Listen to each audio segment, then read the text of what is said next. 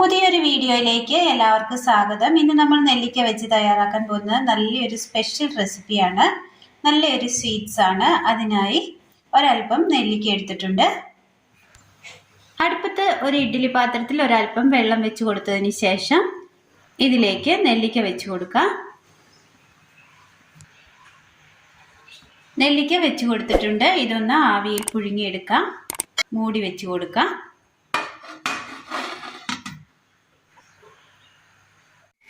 വെല്ലം ചീകി എടുത്തത് നെല്ലിക്ക നന്നായി പുഴുങ്ങി എടുത്തിട്ടുണ്ട്. തീ ഓഫ് ചെയ്യാം. ഒന്ന് തണുക്കാനായിട്ട് മാറ്റി വെക്കാം. അടുപ്പത്തൊരു പാത്രം വെച്ച് കൊടുത്ത് ഇതിലേക്ക് നമ്മൾ ചീകി എടുത്ത ജാഗരി ഇട്ട് കൊടുക്കാം. ഒരൽപ്പം വെള്ളം ഒഴിച്ചു കൊടുക്കാം. ഇത് നന്നായി ഒന്ന് ഉരുക്കിയെടുക്കാം. വെല്ലം നന്നായി ഉരുകി കിട്ടിയിട്ടുണ്ട്. തീ ഓഫ് ചെയ്യാം. ഇഞ്ചി ഒരു ചെറിയ കഷ്ണം അരിഞ്ഞെടുത്തത്, ഈത്തപ്പഴം കുരുകളഞ്ഞെടുത്തത്, പുഴുങ്ങിയെടുത്ത നെല്ലിക്ക കുരുകളഞ്ഞ് കട്ട് ചെയ്തെടുത്തിട്ടുണ്ട്. ഇനി ഈ നെല്ലിക്കയും ഇഞ്ചിയും ഈത്തപ്പഴവും നന്നായി ഒന്ന് അരച്ചെടുക്കാം. ഈത്തപ്പഴം അടിച്ചെടുത്ത ചാറിലേക്ക് തന്നെ നെല്ലിക്ക ഇട്ട് കൊടുക്കാം. ഇനി ഇതൊന്ന് ചതച്ചെടുക്കാം. അടുപ്പത്തൊരു ഉരുളി വെച്ച് കൊടുത്ത് നന്നായി ഒന്ന് ചൂടായി വരുമ്പോൾ അതിലേക്ക് ഒരൽപ്പം നെയ്യ് ഒഴിച്ചു കൊടുക്കാം.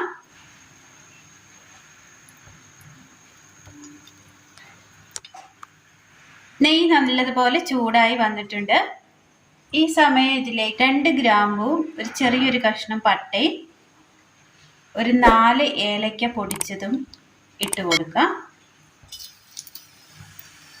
ഇഞ്ചി ചതച്ചത്,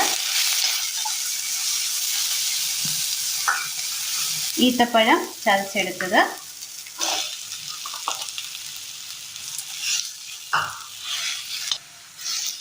നന്നായി ഒന്ന് മിക്സ് ചെയ്തെടുത്തിട്ടുണ്ട്. ഇനി ഇതിലേക്ക് ചതച്ച് വെച്ചിരിക്കുന്ന നെല്ലിക്ക കൂടി ചേർത്ത് കൊടുക്കാം.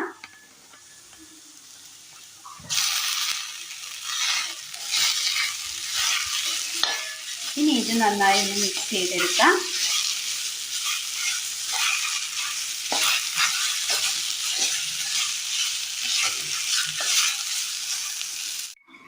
ഉരുക്കിയെടുത്ത വെല്ലം അരിച്ചെടുത്തതാണ്. നന്നായി മിക്സ് ആക്കി എടുത്തിട്ടുണ്ട്. ഇനി ഇതിലേക്ക് നമ്മൾ അരിച്ചു വെച്ചിരിക്കുന്ന വെല്ലം കൂടി ഒഴിച്ചു കൊടുക്കാം.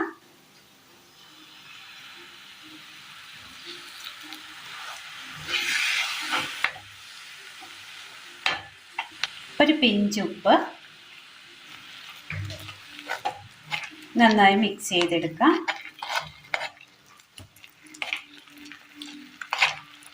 ചെറു തീയിൽ വേണം ചെയ്തെടുക്കാനായിട്ട്.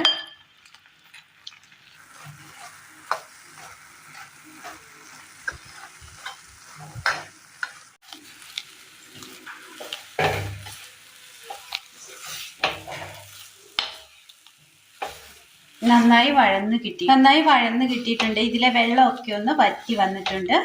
ഇത് എത്ര നാളിരുന്നാലും കേടാകാത്ത രീതിയിലാണ് നമ്മളിത് തയ്യാറാക്കി എടുത്തിരിക്കുന്നത്. തീ ഓഫ് ചെയ്യാം.